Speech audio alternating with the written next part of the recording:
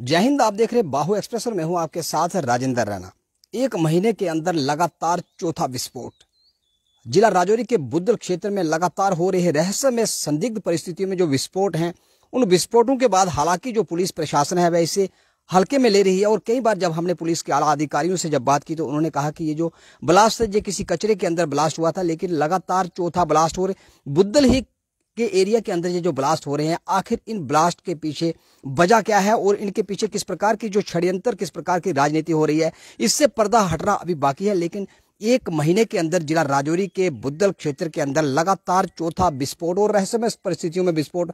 हर बार विस्फोट के अंदर 2 से 3 लोग घायल होते हैं और जिसके बाद जांच शुरू कर दी जाती है, लेकिन जांच के जो परिणाम हैं वो पर्दे के पीछे हैं और किन वजह से ये विस्फोट हो रहे हैं अभी इससे पर्दा हटना बाकी है।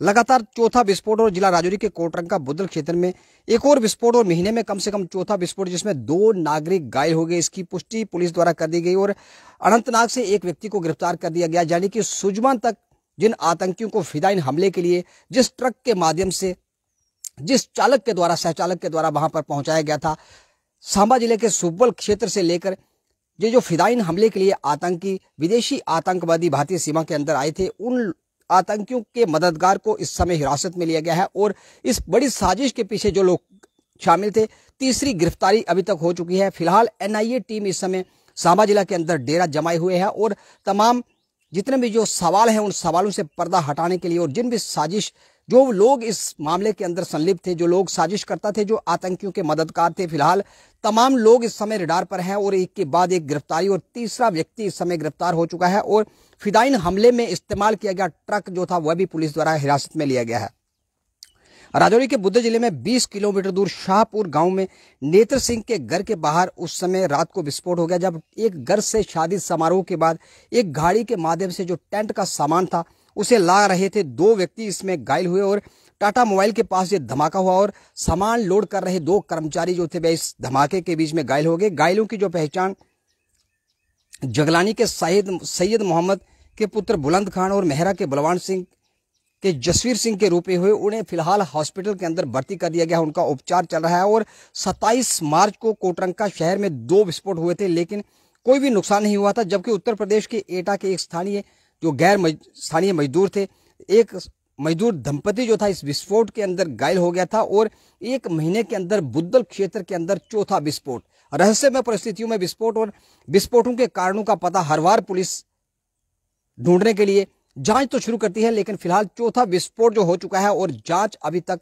सामने नहीं आई। और इसमें किस प्रकार की कंस्पिरेसी है, क्या ये जो विस्फोट है किसी बड़ी घटना को अंजाम देने से पहले के संकेत हैं, अथवा ये जो विस्फोट हैं जो पुलिस का कहना है कि ये कचरे के अंदर जो एकत्र किया गया सामान था उसके अंदर विस्फोट थे। फिलहाल मामला अभी संदिग्ध परिस्थितियों में है, जांच चल रही है। लेकिन राजौरी के अंदर एक ही महीने के अंदर चौथा विस्फोट कहीं बड़ी वारदात को, आतंक की घटना को अंजाम देने के संकेत तो नहीं, फिलहाल जांच चल रही है। और पुलिस के बीच कहा गया है कि अनंतनाग के इशफाक अहमद चौपान को गिरफ्तार किया गया है और जिले अनंतनाग के कोकरनाग के बिलाल अहमद भागे के साथ सांबा जिला के सुब्बल से सीमावर्ती क्षेत्र से 2 फिदायीन आतंकियों को सुजमा तक जो सेना का जो सैन्य क्षेत्र था, सुजमा के सैन्य क्षेत्र तक पहुंचाने वाला जो मददगार था वह गिरफ्तार हो चुका है।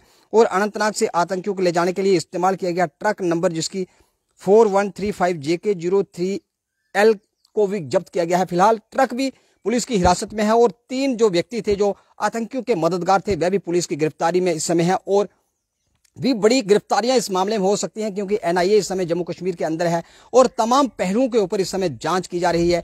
और जितने भी जो आतंकी मददगार थे वह किसी भी प्रकार, किसी भी सूरत में बख्शे नहीं जाएंगे। एनआईए इस समय जम्मू कश्मीर के अंदर है और जम्मू कश्मीर पुलिस हो, सुरक्षा बल हो, तमाम पहलुओं के ऊपर बारीकी से जांच कर रहे हैं और आतंकियों के मददगारों को जल्द ही ढूंढकर निकाला जाएगा। फिलहाल इस आतंकी हमले में 2 हमारे सुरक्षा कर्मी जो थे वह घायल हुए थे और वह जख्मों की ताड़ना सहते हुए वह शहीद भी हुए थे। और आतंकियों की बड़ी साजिश को विफल करने के लिए हमारे सुरक्षा बल रात दिन एक करके, सुरक्षा बल जो थे आतंकियों को नस्तानाबूद करने के लिए, उनको न्यूट्रलाइज करने के लिए अपने कार्य को अंजाम दे रहे हैं। लेकिन यहाँ पर छुपे हुए गद्दार जो हैं जम्मू कश्मीर के अंदर, उनकी भी कमी नहीं है। जैसे ही आतंकी सीमा पार करके LOC को लांग कर जैसे ही जम्मू कश्मीर के अंदर दाखिल होते हैं, उनके मददगार जो थे वे जो जहरीले सांप जम्मू कश्मीर के अंदर खाते हिंदुस्तान का है, गाते गुंड पाकिस्तान का है, उनकी कमी नहीं है। और वे उनके मददगार सामने आ जाते हैं और उनको ट्रांसपोर्टेशन के लिए अपनी गाड़ियां देते हैं, उनको अपने घरों में पनाह देते हैं। ऐसे लोगों की जम्मू कश्मीर के अंदर खैर नहीं, क्योंकि जम्मू कश्मीर जो था अब यूनियन टेरिटरी बन चुका है, केंद्र शासित प्रदेश बन चुका है और एक एक गद्दार को ढूंढ कर उसको उचित दंड दिया जाएगा।